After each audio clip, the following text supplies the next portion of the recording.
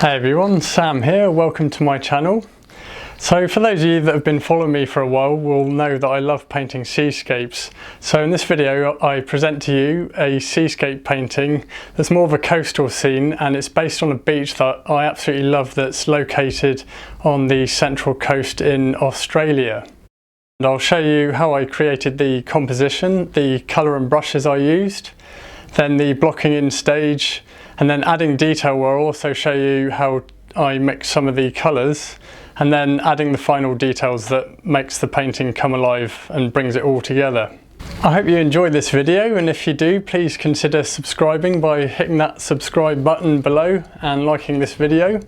Also, there's some written notes that accompany this video if you want to have a go along at painting it as well, and feel free to use the photo reference and copy it if you like. And for those of you who want to see what art I'm working on at the moment, I'm on Instagram all the time and upload to it frequently. So if you want to see my latest paintings, check out my Instagram profile. Also, at the end of this video, I will upload my name tag so that if you want to follow me straight away by just using your phone to scan the tag, then you can do that. Okay, let's roll the video. The inspiration for this painting came from a place called Soldiers Beach. It's located in New South Wales, Australia, on the central coast, about a couple of hours north of Sydney. I've visited this beach many times, and it's actually one of my favourite beaches in the world. I just love the energy of this place. I think the central coast is a really interesting area to paint, because the colour of the cliffs, the rocks and the sea is completely different when you compare it to a New Zealand or a British coastline. I've painted outdoors many times on Soldiers Beach as I find this area so inspiring, and next time I visit I'll definitely go out painting outdoors there again. So if any of my subscribers that are watching this live on the Central Coast, definitely pay a visit to Soldiers Beach and go and paint it.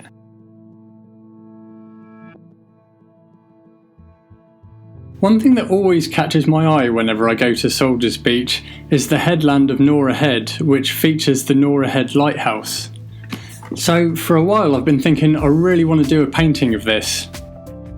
Every time I've come here I've taken lots of photos which I can use as reference in the studio.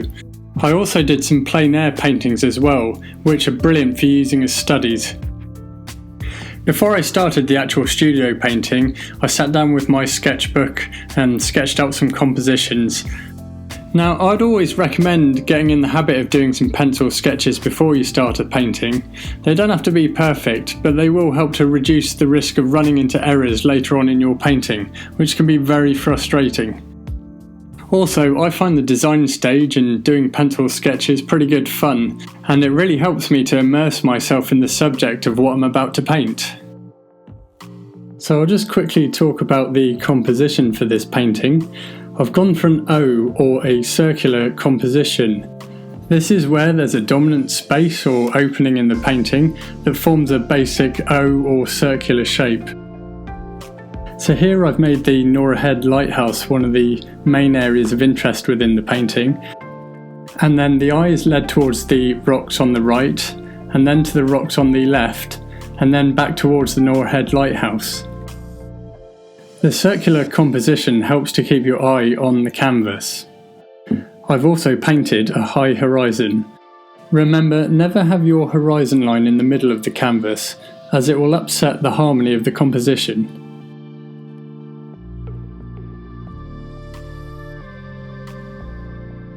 I'm using oil paint, but you can also use acrylics for this, and the colours I'm using are titanium white, burnt sienna, yellow oxide, cadmium yellow, cadmium red, quinacridone magenta, ultramarine blue and phthalo green. The brushes I'm using include a number 6 flat, a number 2 flat, a number 2 filbert, a number 1 round and a 3/8 of an inch dagger brush.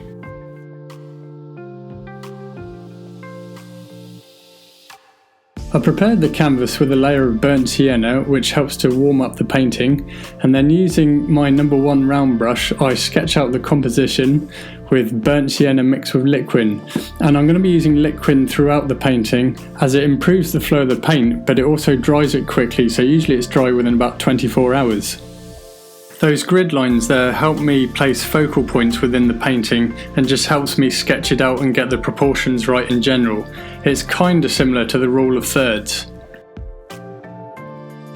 When I block in a painting, I like to do it all in one sitting. This way I can get my colours and values correct and establish the overall tonality of the painting. When I'm starting a painting and looking at my photo reference, I think to myself, what are the darkest values in the scene? And what are values? Well, it's basically how light or dark a colour is. So in this case, the shadows and the rocks in the foreground are the darkest values.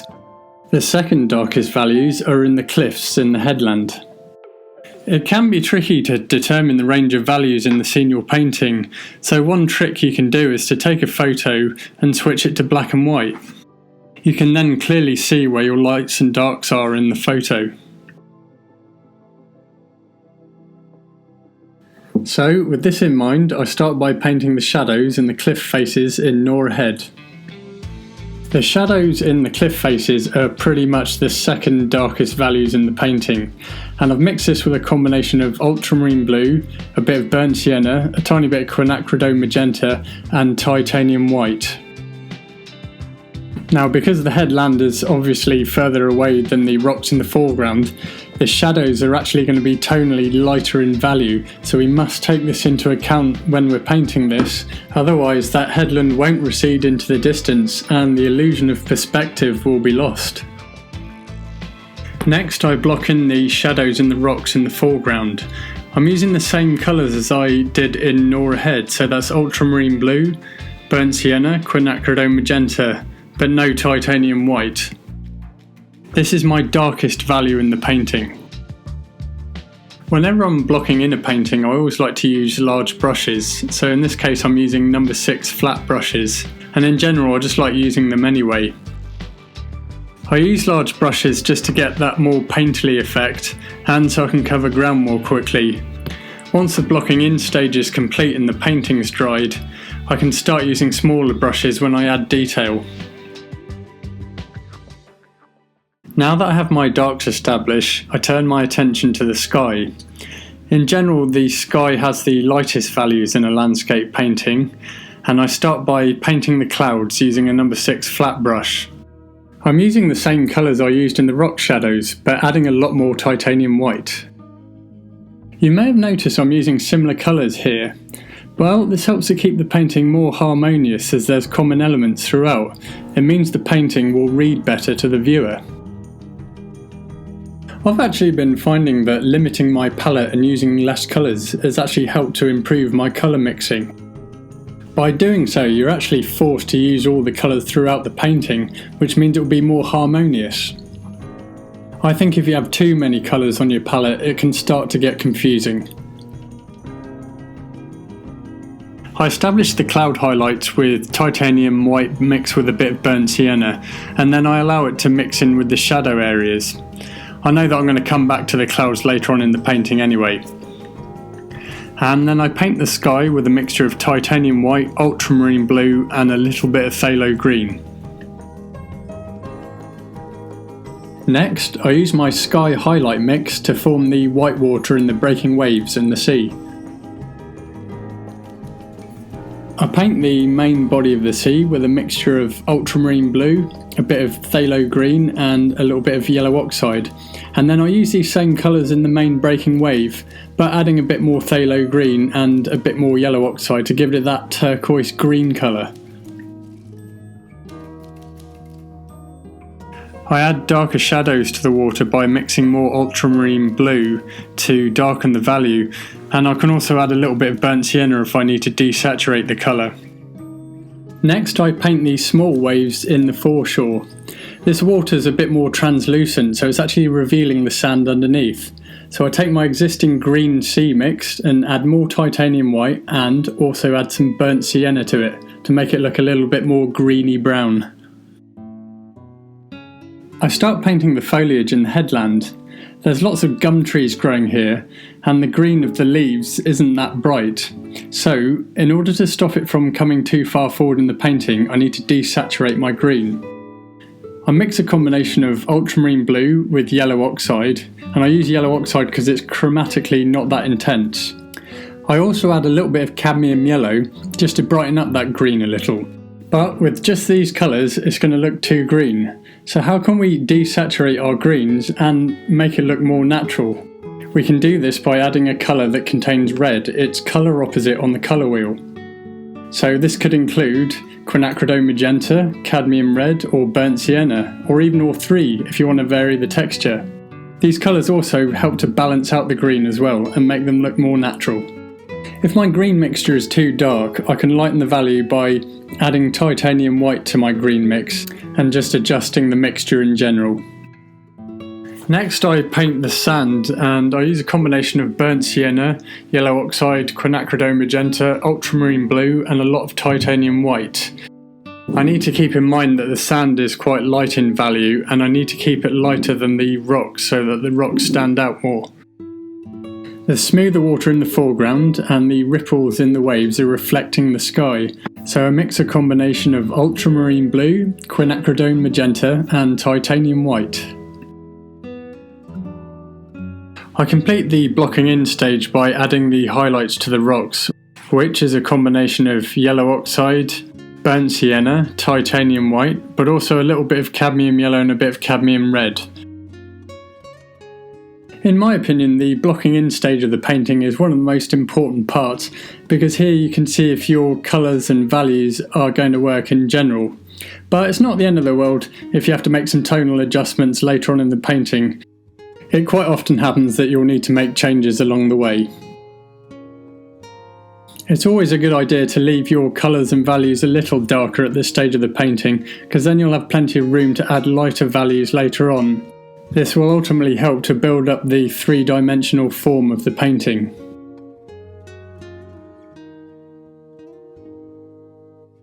As I painted this artwork in oil, I allowed it to dry after the blocking in phase, and then once dry I can start adding details to it. Now there'd obviously be a lot to cover in such a short video, so I'm just going to focus on some key areas which I hope will help you with painting a better seascape. Here I'm painting some reflected light in the rock here on the left. It's reflecting the sea, so it's going to be a little blue, but I also want to add some of that colour in the side of the rocks.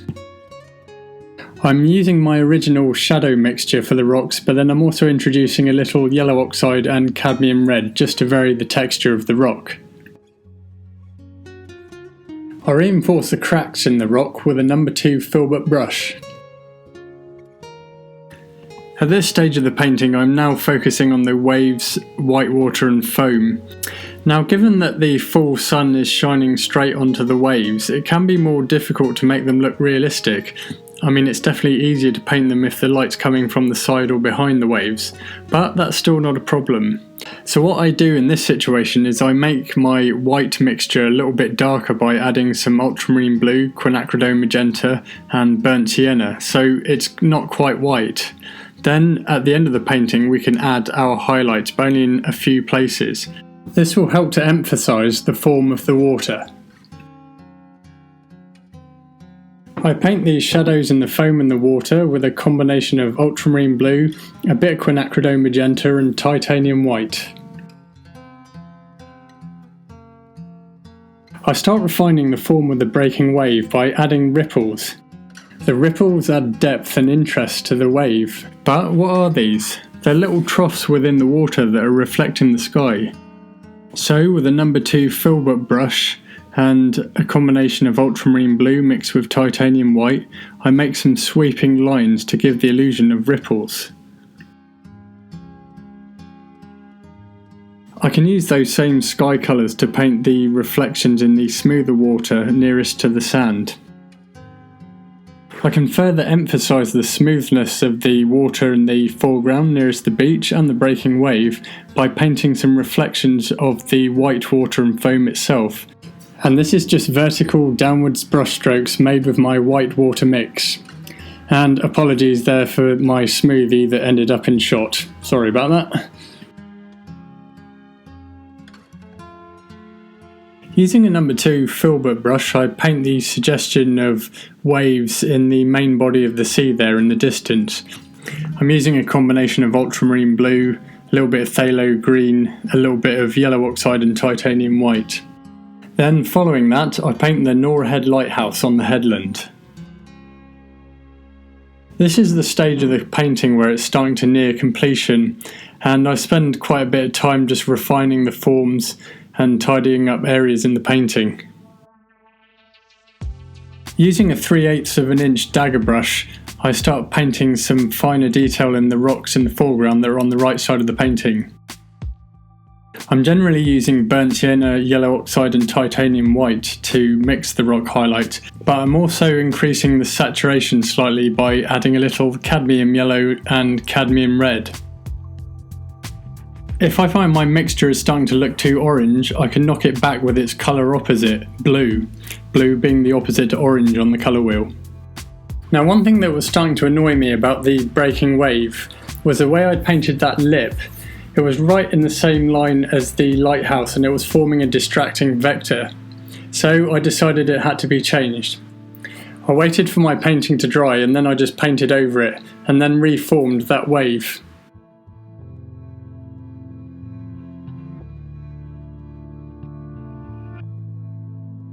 In order to complete the painting and make it look alive and three-dimensional, I saved my lightest values until the end. So in this painting, the lightest values are in the white water of the breaking wave. I'm using a number 2 flat brush to paint the suggestion of droplets of water in the direct sun. And because I have darker tone underneath, you remember earlier in the painting I darkened my white mixture. Well, this makes the water droplets in the direct sun stand out more, and so makes the wave more three-dimensional.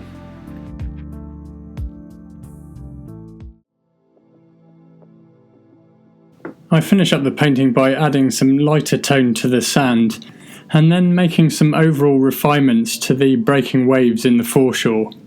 And with that, the painting is complete. So before I end the video, I'll just quickly go over some of the points that I covered. So the composition is an O or a circular composition and a high horizon.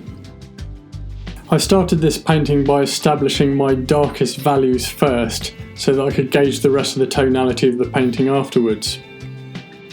I'm using larger flat brushes to cover more ground quickly and to give it that painterly feel. I've used a more limited palette in this painting, and for me, I'm finding that the less colours I use, the better I get at mixing colour and the less confusing it is, so I'd recommend you try this. Also, by using less colours, I'm far more likely to use them throughout the painting. So for example, I consistently used ultramarine blue, quinacridone magenta and burnt sienna throughout this painting, and by using common colours throughout, it means the painting's much more likely to be harmonious and communicate better. And finally, I saved my lightest values till the very end of the painting.